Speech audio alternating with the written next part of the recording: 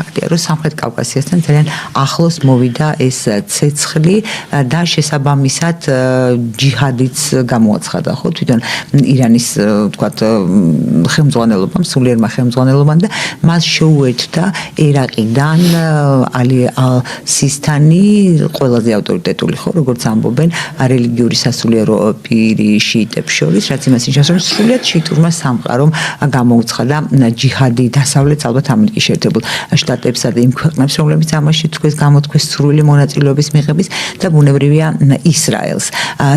თუ შეიძლება დავიწყოთ იმით, აი ჯიჰადის გამოცხადების რა პრაქტიკა და ისტორია არსებობს და ნიშნავს თუ არა ეს, რომ ევროპაში და ამერიკის შეერთებულ შტატებში შეიძლება ტერორისტული აქტების სერია დაიწყოს. თუ ჯიჰადი რო განმარტოთ, კი იცის ჩვენ მაყურებელს სვენელმა, მაგრამ თაზუსტებით მაინც არავინ იცის და როგორი არის თქვა ჯიჰადის გამოცხადების ეს ისტორია, მოკლედ რომ თქვა და მისი ზემოქმედების, ასე ვთქვათ, ზემოქმედების შედეგები. ბატონო, მოგესალმებით მე. ცოტა ხმამაღლა თუ შეიძლება და ცოტა ახლოს. მეგესალმებით მე მაყურებელს.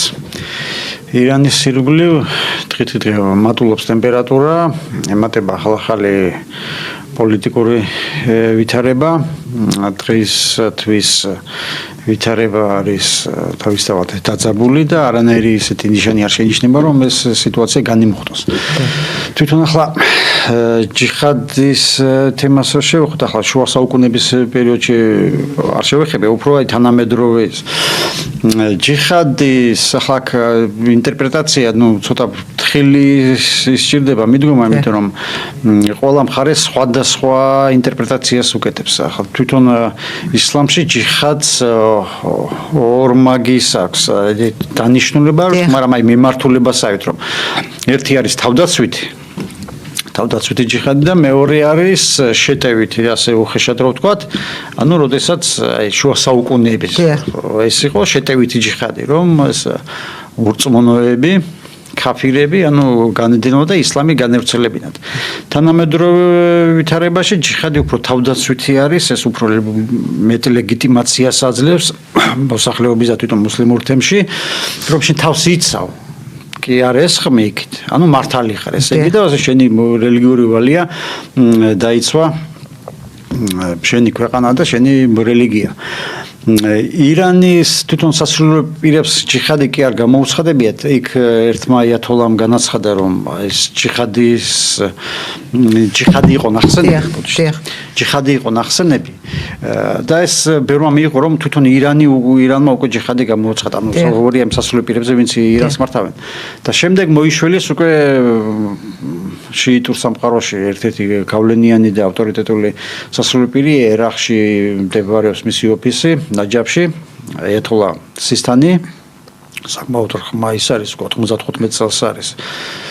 95 წლის არის ეს სისტანი, თუმცა მისი სიტყვა ბევრი შიიტებისთვის, თვითონ ირანშიც და მის ფარგლებს, ერაყში თავისთავად არის გადამწყვეტი.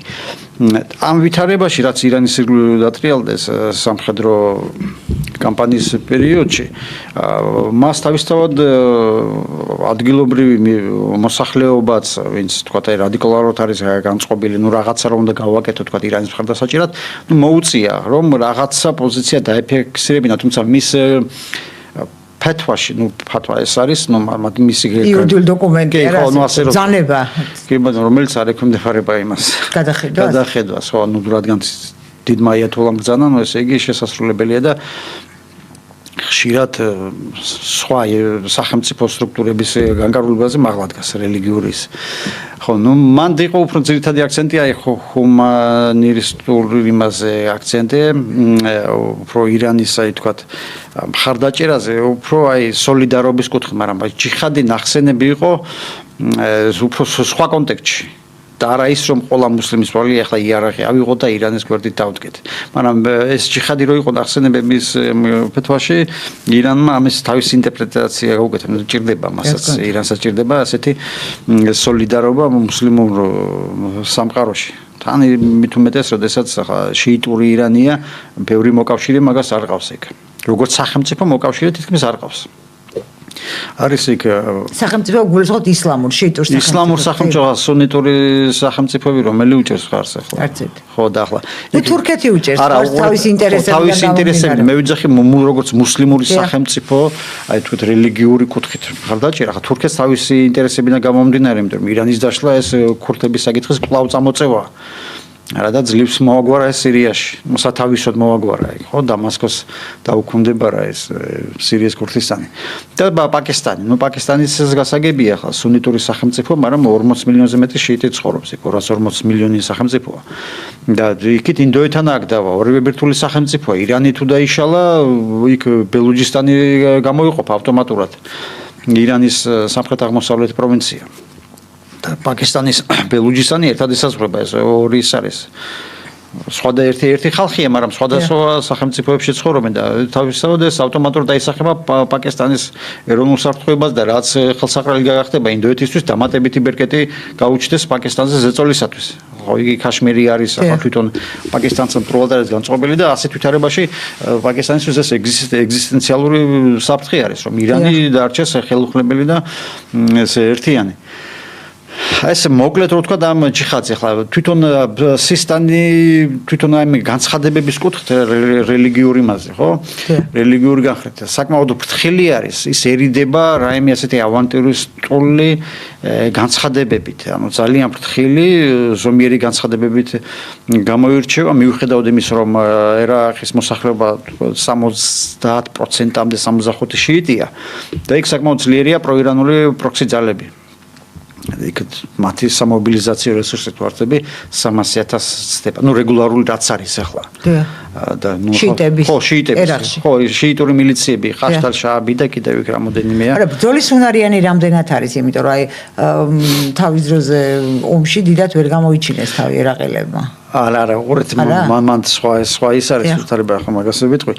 თვითონ ეს ფეთვა ჯიხადზე 2014 წელს გასცა. ის უკვე ჯიხადი იყო. რომ ისლამური ეგრეთ წოდებული ისლამური სახელმწიფო დაეში, ანუ ის გაინადგურებინათ ის საფრთხე იყო როგორც შიიტებისთვის, ასევე სუნიტებისთვის, მაგრამ ძირითადად შიიტებს ურტყავდნენ. ახლა ისეთი სიმხეცები აქვს მაგათ ჩადენილი.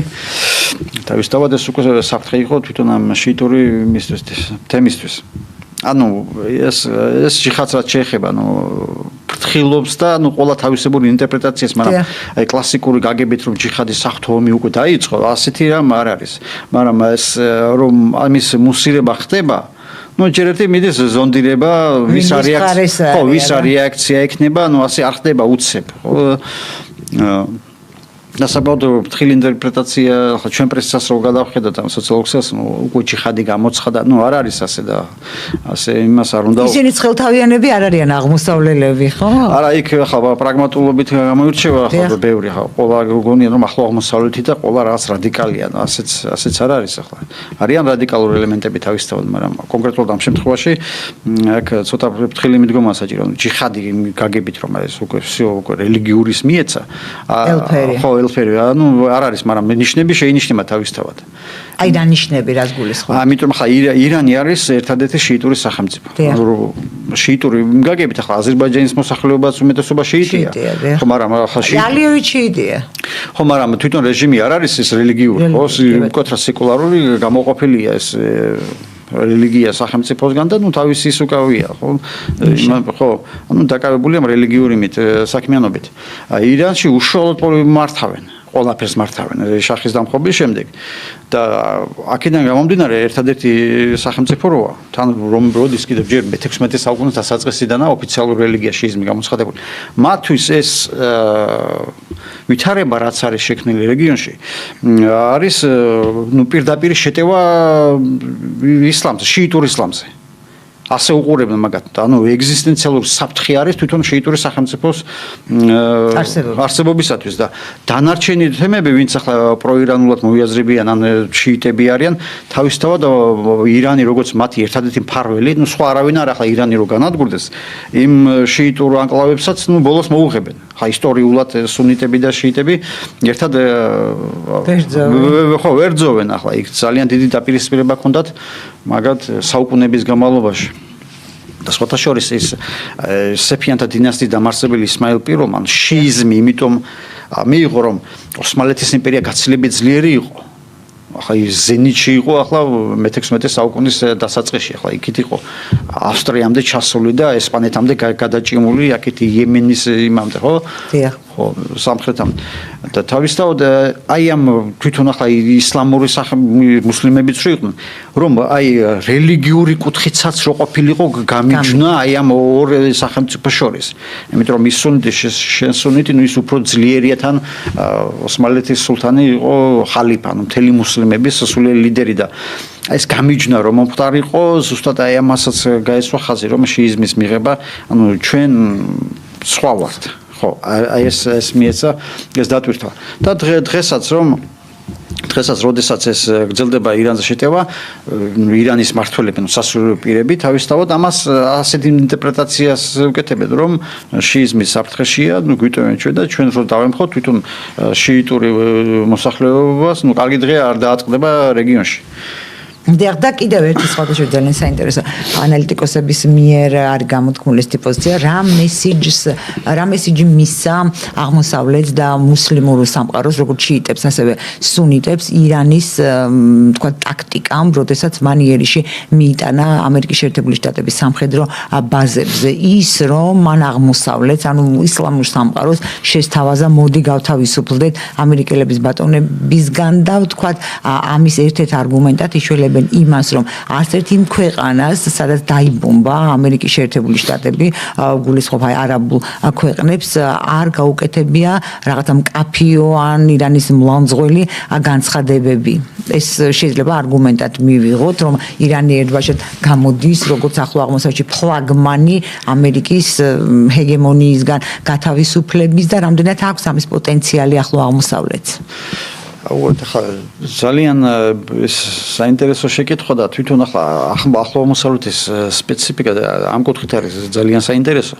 მithumetes ირანი ეს ცენტრალური სახელმწიფო, ისტორიულად იმპერია იყო, ზოგჯერ სუსტი, მაგრამ გაფართოების პოტენციალი ჰქონდა, იმპერიული აზროვნების ხალხია, ნაციონალისტები არიან. თავისთავად იქ სხვადასხვა დინასტიები იყო, ახლა ბოლოს სპარსული დინასტია იყო, სასანიანთა დინასტია იმპერია, როდესაც ეს არაბებმა დაამარცხეს.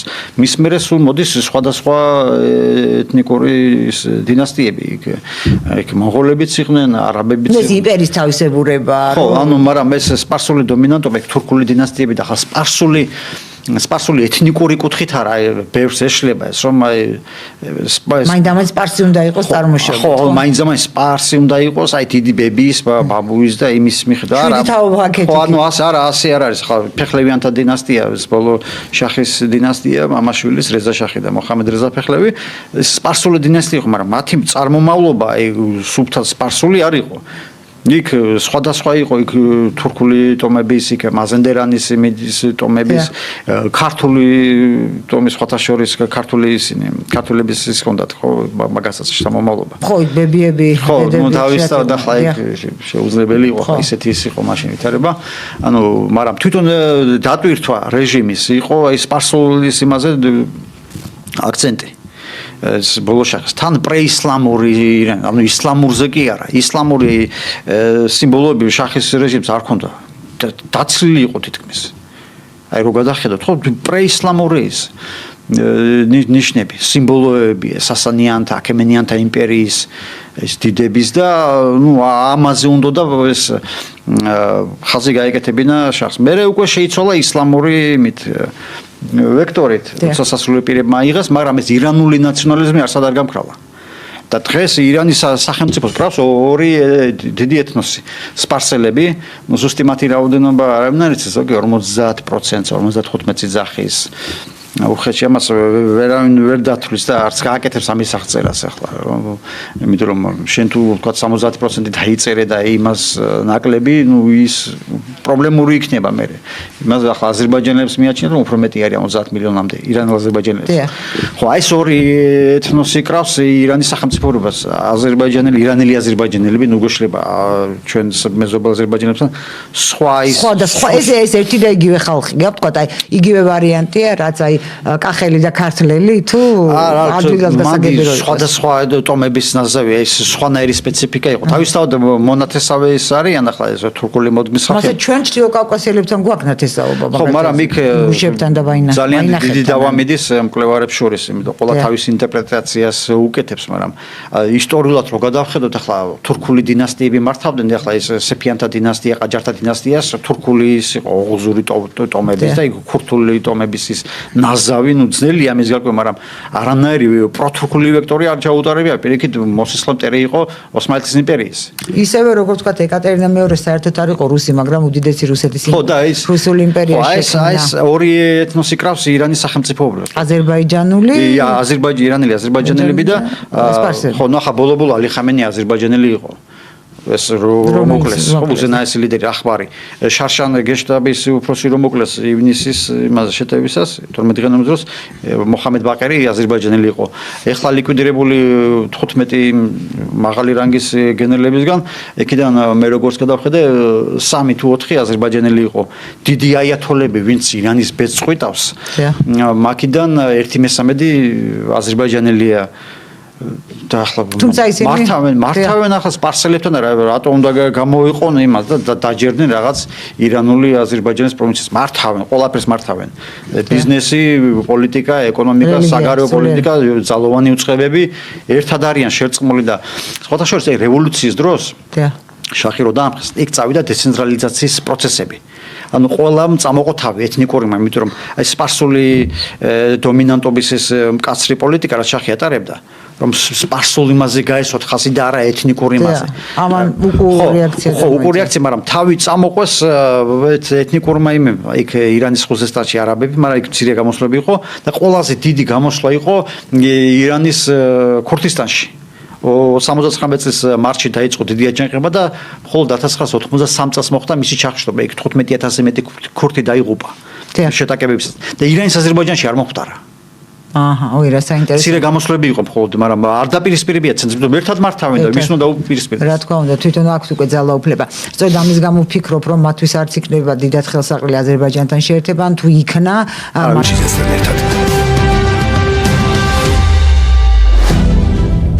ჩვენ კვლავ ეთერში ვბრუნდებით, გამაგრძობთ საუბარს ჩვენ სტუმართან, ექსპერტთან ახლო აღმოსავლეთის საკითხებში, ვასილ პაპავასთან და მე მოვისმინე ამერიკულ პოდკასტში, ერთ-ერთში ასეთი რამ, რომ ერთი თვის წინათ დაახლოებით ამერიკის შტატებმა საქართველოს ხელისუფლებას თხოვა საჰაერო სივრცე სამხედრო თვითმფრინავების გადასაადგილებლად და მისცაო თითქოს საქართველოს ხელისუფლებამ ეს საჰაერო სივრცე და ასევე 4 ამერიკული სამხედრო თვითმფრინავი დაეშვა ამ ხნის განმავლობაში თბილისში, ალბათ საწვავის აღების შევსების მიზნით, როგორც ამბობთ, თქოს რაღაცნაირად ამ ამბავს უკავშირებენ აი დრონების თავდასხმას ნახიჩევანში, თუმცა მარტო ქართული საჰაერო სივრცე არ უშველიდა, ხო? და გაიაროს თქვა სომხეთი და იქიდან მოხდეს ნახიჩევანში რუკას რო დავხედოთ. ეხლა ძირითადად არ მესიამოვნა ეს ინფორმაცია, თუმცა ისიც ვიცი, რომ არავინ არ დაგვიდასტურებს ჩვენ ამ ინფორმაციას, ეს ნამდვილად ასეა და ამერიკული სამხედრო თვითმფრინავები თავისუფლად დადიან საქართველოს ცაში, თუმცა ამის დაფიქსირების საშუალება შეიძლება ორმაგი თამაშიც იყოს, ხო? საშუალება რუსეთსაც აქვს. თანამგზავრებიდან, ხო? გასაგებია და ის საკონტროლებს ამ სიტუაციას. ამ შემთხვევაში, აი ჩვენ ყველაზე, ასე ვთქვათ, ისე გამოვიყურებით, ხო? პასიურად ამ პროცესში და ძალიან კარგია, რომ პასიურად გამოვიყურებით. აი სომხეთი და აზერბაიჯანი უფრო აქტიურობს. ალიევი ვერ ხვდება, რომ ვინ ვის შეიერთებს. შენ 10 მილიონი ხარ და ის 30 მილიონია. შენ როგორ შეიერთებ იმას? შენი როგორ იქნება მაშინ ძალაუფლება და სიმდიდრე, ხო, ეს კლანური მმართველობაა ჩვენთვის და დასავლეთ ამაზე ხუჭავს თვალს, იმიტომ რომ ხელსაყრელია მისთვის. ალიევი ვერ ხვდება მას. თუმცა ერთი ხელით ერთ საკეთებს, მეორე ხელით დაახლოებით ის ვარიანტია, მარჯვენა მარიცოდეს რა საკეთებს მარცხენაო, ხო? ჯერ გმობს და ლანძღავს ირანს იქ სამხედრო მობილიზაცია, მერე ეხმარება. სამძიმარსაც გამოთქვამს და ეხმარება, ვთქვათ, ჰუმანიტარულადაც. აი როგორი პოზიცია, როგორ ჩანს, ვინ რის მიღწევას ცდილობს სამხრეთ-კავკასიური სახელმწიფოებიდან ამ ომის მიმდინარეობისას. ხო, ახლა როდესაც ხედავ, ანუ შენ ფიქრობ, რომ მოზვერი უკვე სიკვდილის პირას არის, შენ უკვე იქ სუფრაშლი, ანუ რომ რაღაც წილი წამოიღო უხეში შედარებით თავისთავად. ირანს ახლა ასე მარტივად ვერ ამოაღირავებენ, მან საკმაოდ სხვა ძალები უნდა ჩართონ, რომ თქვა ირანის დაშლა გამოიწვიონ და არსებული რეჟიმის შეცვლა. ახლა ამერიკის და ისრაელის იმას ახლოსაც ვერ მივა ახლა ირანი ახლა ეს იმდენად აბსურდულია სამხედრო თვალსაზრისით ახლა შანსი არ აქვს ირანს არანაირი. ირანის პოტენციალი ამ შემთხვევაში არის ესე იგი ამის სამხედრო ტექნიკური ჩამორჩენილობას ირანი კომპენსირებას ახდენს რელიგიური მობილიზაციო პოტენციალით. რა მობის დიდი დარტყმა მიაყენეს, ხო? სასულიერო ლიდერი მოუკლეს თითქმის მთელი სამხედრო პოლიტიკური ელიტა გაუნადგურეს. ვისაც წლები ახლა ირანს რამდენი წელია ვიქრო და სულ ეს პიროვნებები ხდებოდნენ ეს 80-იან წლებიდან მოდიან ანუ არც ერთი არ შემორჩა თიძე ჩამოსაცვლელი რაც ეს ხალხი თვითონ ირანის სათავეში იდგა ეს ყველა გაუნადგურა მაგრამ სისტემას რაც ჩამოშლის იმას ვერ ხედავ ანუ ბერკეტები რო გაიქცეს რომელიმე პროვინციაში თავისთავად ეს ძალიან დიდი დარტყმა 4000-ზე მეტი ობიექტი გაუნადგურეს. ახლა ისედაც სანქციები 40 წელზე მეტია ხო დაწესებული აქვს და კიდევ ზარალი მიაყენეს თავისთავად, მაგრამ ირანი როგორც ჩანს ამისთვის მზად იყო. ეს არა ახლა ისეთი ევროპული ტიპის მოაზროვნე ხალხი რომ აი თქვა გაზი რო შეუწყდეს გამოვიდეს საპროტესტო იმაზე. ახლა მოსავლურ სპეციფიკაში ამას მალევე აგვარებენ, კი ნახეთ აგერ იანვრის საპროტესტო აქციების დროს რა სასტიკი მეთოდები ჩაახშეს. ეს ახლა მოსავლურ სპეციფიკა იქ არავინ არ დაუწყებს იმას ცერემონიალს და მოფერებას იქ. ხოთაჭე დასავლეთიც არ ეფერება დიდად თავის მოქალაქეებს იმის დროს საპროტესტო აქციების დაშლისას ახლა ისე არ ხოცავს მაგრამ იქ არ კლავენ მაინც. არა, დახოცვით არ ხოცავენ კი ბატონო. აქ ხოცავენ, ეს ყველგან ესეთ ისა, სამწუხაროდ არ ვიცი ახლა ეს მამათი ისა ისტორიული ის ადევს რაღაც გენეტიკური კოდის სავარაუდო და ეს სასტიკე სიმხეცე. იმიტომ რომ დაათმო ხელისუფლება ჩადებენ მიწაში. რა თქმა უნდა. ნუ თავისთავად ვის უნდა ახლა მიწაში რო ჩადეს. შევამოკლავ მე უნდა მოკლა. შობია მე ჩაგდებ შე მიწაში. ასეთი ის აქ და სადღაც რადიკალურად განსხვავებული ქრისტიანული მსოფლმხედველობისგან, იმიტომ რომ ჩვენთან არის ბალახი იყოს სათიბიო და იქ ყოველას უნდა რომ იყოს წელი. და სხვა მოცელოს. ხო, არა, ჩვენთან ასეთი ახლა შუა საუკუნეების იმას არ შევეხები, სხვა სპეციფიკა ფეოდალიზმის ეპოქა. თვითონ ქართული ახლა იმას არ გააკეთებს, რაც ისინი აკეთებენ ახლა მოსავლეში, სადამი გო. ამას ვამბობ, სარწმუნოებრივი იდეოლოგიური სხვაობა მაინც როგორი შეიმჩნევა მეთქი მოქმედებაში. კი, არა, დიამეტრალურად განსხვავება სხვანაირი ახმართ, მაგას ყველა სფეროში ხალხთა მიმართ, სოფიაში შიდა საკითხებში. ვის რა ადგილი უკვე რელიგიის კუთხე. რელიგია ახლა მათთვის ახლა სარწმუნოება არის ცხოვრების განუყოფელი ნაწილი. დიდი მასისთვის ახლა იმას დემოკრატიული იმას ახლა პლებისციტი არავინ არ ჩაატარებს და იმის მიხედვით რომ აი რეჟიმს უჭერს მხოლოდ 30% და 60 წინააღმდეგია და 10 ისე ვერყეობს ესე იგი თქვენო შეიძლება 100 არა იგი საკმაოდ 5%-საც უმართია იმას უზარმაზარი ისინი მასები სირია ვიღოთ ალავიტები რა იყო 10% და დანარჩენ მასებს დიქტატორული მეთოდით მართავდნენ 70-იან წლებიდან დრაკონული მეთოდი და ეს არ ნიშნავს თავარი ახლა ხელისუფლების ლეგიტიმაცია ახლომოსავლეთში როგორ იქნება ვინც მართავს ძალაუფლება ვისაც აქვს ძალოვანი ბლოკი ვისაც უჭირავს ისა ლეგიტიმური მოდა დავამხი და ირანის დამხობა როგორ ჩანს აი ამ იერიშის მიტანისას ანუ გათვლა იყო იმაზე რომ ეს სამეთაურო ხელმძღვანელობის განადგურებით ჯერ ერთი შეიტანენ გახეთქილებას დარჩენილ სამხედრო პოლიტიკურ სასულიერების ელიტას შეშინდებოდა თანამად ხო და შინიდან მოხდებოდა აი ამ უხეშად რო ვთქვა ხა რადიკალურ კონსერვატიულებთ ასე ვთქვა ისინი კონსერვატიულ ბანაკს მიეკუთვნებიან მათი უკან გადაწევა და ირანის ახლა ხომეინი რომ მოვიდა ხელისუფლებაში 79 წელს სხვათა შორის დასავლეთის ლომის წვლილია შახის რეჟიმის დამხობაში. ახლა ჩვენ გადაცემის იმაში ვერ ჩავეტევით. ხომეინი ვინ შეიყვანა პარიზის გარუნა ნოფლო შატოში რო იყო სამი თვე და იქ აზე მეტი ინტერვიუ რომ ისა და შეუქმნეს ის მესი იმამად გამოაცხადეს რაც არის შიიტური ისლამის პრაქტიკაში უპრეცედენტო შემთხვევა. არის 12 იმამი ხო შიიტი ისინი ხო იმამები ხო და ხომენი სიცოცხლეშივე გამოაცხადეს ეს იმამად მაგრამ დღემდე ხო არა ხომენი ვინ მოკლეს არა მე დაუპირისპირდნენ მე ხო თავისთავად და ჩაიყვანეს Boeing 747-ით. შახი ქვეყნიდან გააქციეს, ამით ირანის სამხედრო ოჩახი შეინახეს.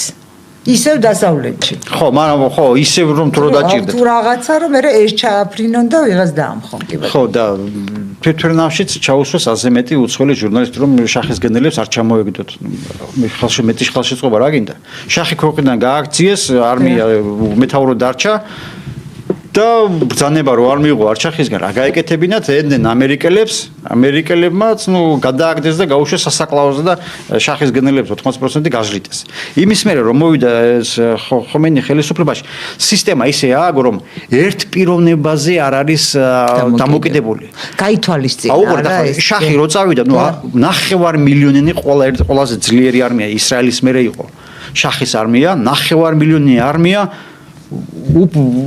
ესე იგი მომეთაუროთ რო დარჩა არ იცოდნენ ბავშვებივით რა გაეკეთებინათ როგორ ხათურქული არმია უშუალოდერეოდა იმაში პოლიტიკურ პროცესში ეგვიპტის არმია ისე შექმნა სისტემა შახმა ასეთი არასიზოსწროს უნარიანი სისტემაში რომ მასზე იყო დამოკიდებული ეს გაითვალისწინა ხომეინიმ შექმნა მალევე ორ თვეში გუშაკდა корпуსი იმიტომ რომ ძულ არმიას ვერ დაეყრდნობოდა იმიტომ რომ შახის იმაში გაიზარდნენ და როგორ დაეყრდნობი ახლა იმის რომ არც ერთი საჯარისო ნაწილი არ გადასულა ხომეინის მხარეს რევოლუციის დროს ეს უპრეცედენტო შემთხვევაა და შახის სისტემის რღვევა მოხდა არა იმიტომ რომ მასები მილიონობით გამოვიდნენ არამედ იმიტომ რომ ჯერტი შახმა არ უბრძანა რევოლუცია ჩაეხშოთ და მეორე უმეთაურად დარჩენილ გენერლებმა არ იცოდნენ რა გაიკეთებინათ იმიტომ რომ დაეწყოთ მოქმედება ეს ღალატად მიაჩნდათ ასე იყო აწყობილი ასე არ შექმნეს დღეს ირანის სამხედრო სტრუქტურა ისე აწყობილი რომ ესე იგი 30-ზე მეტი პროვინცია ირანში აი ყველა სამხედრო ის მეთაური იმ პროვინციებში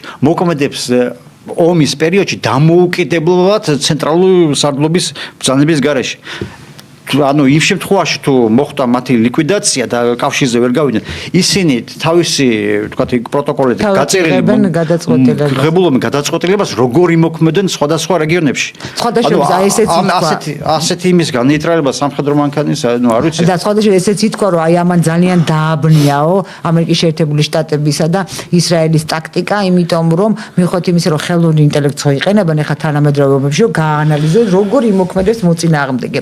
სწორედ აი ეს მართვის ეს სტილი რომ 32 თუ რაღაც რამდენი ზუსტად აღარ მახსოვს ნაწილისგან შედგება და თითოეულს აქვს დამოუკიდებლად მოქმედების უფლება სამხედრო ესე იგი მოქმედებას აწარმოებენ თავიანთი შეხედულებების სამებრ და ამდენად აი ამის პროგნოზირება უკვე შეუძლებელია და ამანაც დააბნიაო მე ამერიკის შეერთებული შტატებისა და ისრაელის სამხედრო სხვა მომენტი ახლა კი ახლა ეს ხელოვნური ინტელექტი იხოცება და თითქოს და ახლა აუცებს ანუ ხელოვნური ინტელექტის დაიბნაო იმიტომ რომ ამის პროგნოზირება აუცებს ადამიანს მაგრამ ადამიანურ ფაქტორებს ფსიქოლოგიურ ფაქტორს ვერ გათვლი იმიტომ რომ ასეთი მომაკვდინებელია მაგრამ საკმაოდ ძლიერი დარტყმა რომ მიაყენოს ახლა რომელი სახელმწიფო სტრუქტურა არ ჩამოიშლებოდა სადაც ლიბიაში მაგრამ უყურეთ მან რეჟიმები როგორ დაემხნენ ყველა რეჟიმის დამხობა შეიძლება ირანში მაგრამ საფასური რა გადასახდელი ამაზე რა დაჯდება ეს ხო რა დაჯდება ეს თორე ახლა ირანის იმეს ამერიკის ისე ყოფა ახლა მაგისის მაგრამ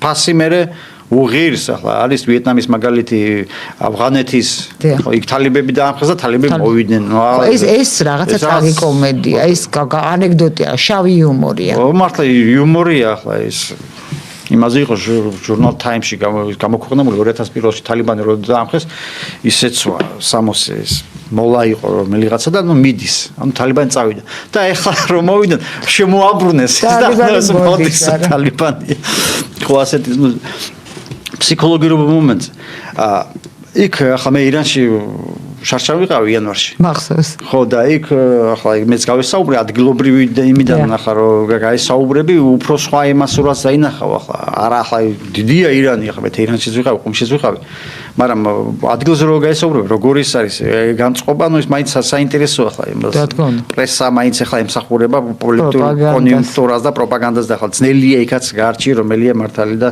ეს თქვენი მანდ განწყობა იყო უფრო აი იცით როგორ აი უკეთ შეუძლიათ მაგათ იცხოვრონ მაგრამ ეს რესურსები იხარჯება იმ რეგიონული მასი ხეზბოლა ხამასი თქვა და ამ რეგიონულ აქტიურობაზე და ქვეყნის სოციალური პოლის ეკონომიკური პრობლემები მოუღარებელი რჩება ხო ეგ ენერგოსისტემაში ჩავარდნები წყლის სერიოზული დეფიციტი და თავისთავად ეს იწვევს მათ უკმაყოფილებას, მაგრამ მზად არიან ისინი, ასე იგი, ამ უცხოური დაბომბვების ქვეშ გამოვიდნენ რეჟიმის წინააღმდეგ. შარშან 12-იანი ომის დაბომბვის დროს იქ საპროტესტო აქციები არ ყოფილა.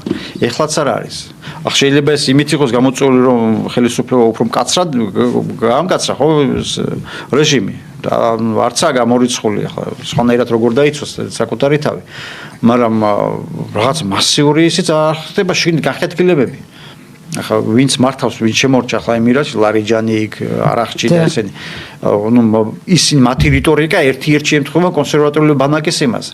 ანუ ირანის სისტემა კონსერვატორები და რეფორმატორები ეს ერთია მაინც ახლა იქ ლიბერალი და რეფორმატორი ირანში ეს არის პირობითი ისინი არიან კონსერვატორების დანამატი, იმიტომ რომ მათი ნებასრულით არიან ისინი იმ თანამდებობაზე მოხვედრილი. იმიტომ რომ იქ არის ექსპერტთა საბჭო, სადაც დეპუტატი კიდევ სანამ მოხდება კენჭის 9-მდე, ანუ სანამ ის გავა იმ არჩევნებზე, იქ მიდის მაგის ფილტრაცია, მთელი მისი ბიოგრაფია, შეხედულებები, მიდის გამოკითხვა, რას ფიქრობ ამ საკითხებზე და უკვე იქ ფილტრავენ და აი ამ გაფილტრის პერიოდში გაყავთ თავიანთი კანდიდატურები. და ასეთ პირობებში თავისთავად ეს ელიტების გახლეჩვა საკმაოდ რთულია. მე არ ვიცი ახლა ეს როგორ უნდა შეცვალონ ტაქტიკა, ვინ უნდა გაუნადგურონ სისტემის დამხობა მოხდეს. და რა უნდა იყოს მაშინ გამოსავალი, რომ სახე შეინარჩუნოს ისრაელმა, ამერიკის შეერთებულმა შტატებმა და ისრაელმა არსებობა. 2 წუთი გვაქვს და საკმაოდ ძნელი ის არ ვიცი მე გამოსავალი აქედან რა იქნება ერთადერთი თუ ახლა ბირთვულ ბომბს დაარტყამენ, მაგრამ ეგ თუ არის გამოსავალი არ ვიცი. ირანის დაშლა მე გითხარით ახლა როგორი სისტემაა წყობილი, დეცენტრალიზებული ერთპიროვნებაზე მიბული არ არის და ირანის ესე იგი ვინც მართავს სასულიერო პირებს, ანუ მეჩეთების ქსელია. არ ვიცი მუსლიმურ სახელმწიფოში როგორ უნდა მოარღვიო მეჩეთების ქსელი სასულიერო პირები, ყველა შეზრდილია, ყველა სასულიერო პირი და მათთან დაახლოებული მხარდაჭერთა ეს რამოდენიმე მილიონი ის ფანატიკოსები. ხო, ის თავისთავად შეაკრებიან ამ რეჟიმს და რთულია. მაშინ უნდა მოხდეს ირანელ აზერბაიჯანელებს გამოყოფა, მაგრამ ჩემთვისაც ეს გაუგებარი იქნება, რატომ უნდა გამოვიყო, როცა აგერ ალი ხამენი, მოშტაბა ხამენეი უცრავად. ხამენის ალი ხამენიშვილი. ხამენეია ხო. მაგის შვილი ის მამა თავისთავად აზერბაიჯანელი იყო, თვითონაც აზერბაიჯანელი და ხმა. თვითონ აზერბაიჯანელები მართავენ სპარსელებთან ერთად და ხო თავისთავად სხვა გამოუტანენ განაჩენს. ანუ ეს ვერ გაითვალისწინა, ესე იგი ისრაელმა და ამერიკის შეერთებულმა შტატებმა ეს თავისებურება ირანის. არა, როგორ ჩანს ახლა, იმიტომ რომ ახლა საუბარი იმაზე რომ ამერიკა ყველაფერი იცის, საბჭოთა კავშირმა ყველაფერი იცის.